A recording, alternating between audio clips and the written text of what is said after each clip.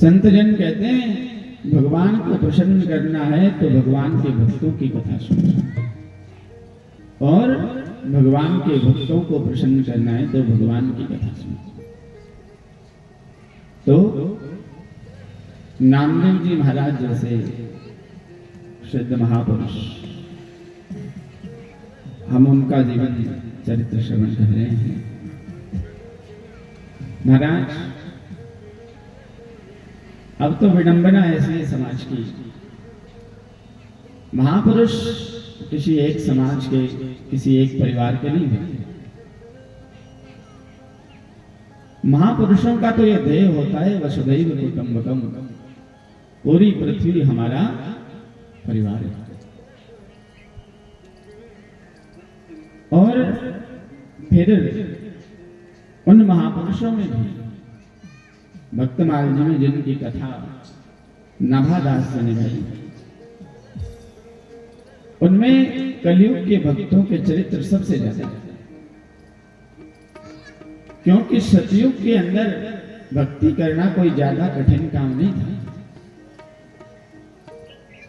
सतयुग के अंदर तो सत्य का युग था, सत्य गुण संपन्न था, लोगों की मनस्थिति बहुत अच्छी थी। और सतयुग के अंदर लोग बड़े बड़े हजारों लाखों वर्ष तपस्या करते थे, भगवान की भक्ति करते थे, क्योंकि वो सत्य का युग था। उस युग में परमात्मा को पाना ही सर्वश्रेष्ठ कर्म समझा जाता है। व्यक्ति का मूल लक्ष्य ही भगवान को पाना, प्राप्त करना होता है। ऐसा युग था सत्य। बाद में आया त्रेता युग, राम जी के समय। त्रेता युग में धीरे धीरे भक्ति का, भजन का ह्रास हुआ, कमी आई। तो त्रेता युग के समय लोग बड़े बड़े यज्ञों से भगवान का पूजन करते थे, बड़ी सामग्री जुटा करके बड़े बड़े यज्ञ करते। त्रेता युग के अंदर अश्वमेध यज्ञ, राजसु यज्ञ, वाजपेय यज्ञ, बड़े बड़े यज्ञ होते थे। फिर धीरे धीरे द्वापर युग का समय आया, तो द्वापर युग के समय में भजन में थोड़ी और कमी आई। और जैसे जैसे भजन में कमी आती गई, वैसे वैसे ही आदमी के जीवन में कमी आती गई, क्योंकि इस शरीर को चलाने के लिए जितना भोजन आवश्यक है, अंतर मन, वाणी, बुद्धि, चित्त, अहंकार और अपनी अंतरात्मा, इनको प्रसन्न रखने के लिए इनका पोषण भजन होता है। भोजन जितना आवश्यक नहीं है, संत और शास्त्र कहते हैं भजन उससे ज्यादा आवश्यक है। संत जन कहते हैं राम नाम में आलसी, भोजन में होशियार, तुलसी ऐसे जीव को बार बार धिक्कार। तो उतना ही भजन आवश्यक है।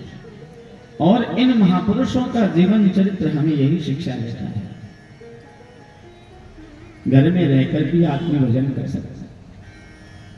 लोग थोड़ी थोड़ी बात पर ये बात कहते हैं, शास्त्री जी मैं तो गृहस्थी आदमी हूं, मैं भजन थोड़ी कर सकता। दुनिया में आज तक जितने भगवान के बड़े भक्त हुए हैं, वो सारे के सारे गृहस्थी थे।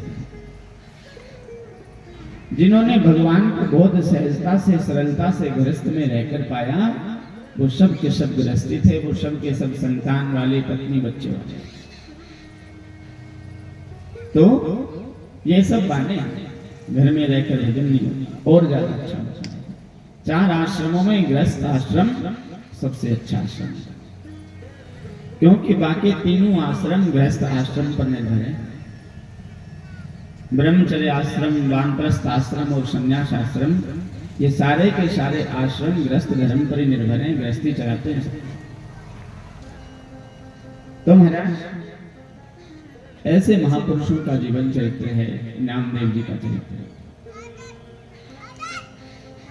और आजकल ये समाज की विडंबना है कि लोग, जैसे कोई बड़े महापुरुष संत हुए किसी समाज में, अब कोई संत धरती पर अवतार लेगा तो वो किसी प्रकट होगा तो किसी न किसी समाज में तो होगा ही। फिर लोग उनको पकड़ के बैठ जाते हैं, नहीं जी ये तो हमारे ही है, आप तो नाम ही नहीं ले सकते, तो केवल ही हमारे हैं। और वो किसी एक समाज के, किसी एक व्यक्ति के बिल्कुल नहीं होते, वो सारी धरा धाम के, सारे मानव समाज के, सारे परिवार के, सब के। क्योंकि समस्या यहाँ आ गई कि हम भगवान को तो मानते हैं पर भगवान की नहीं मानते। हम राम जी को मानते हैं, राम कथा सुनते हैं, कृष्ण जी को मानते हैं, कृष्ण कथा सुनते हैं, हम नामदेव जी को मानते हैं, नामदेव कथा सुनते हैं,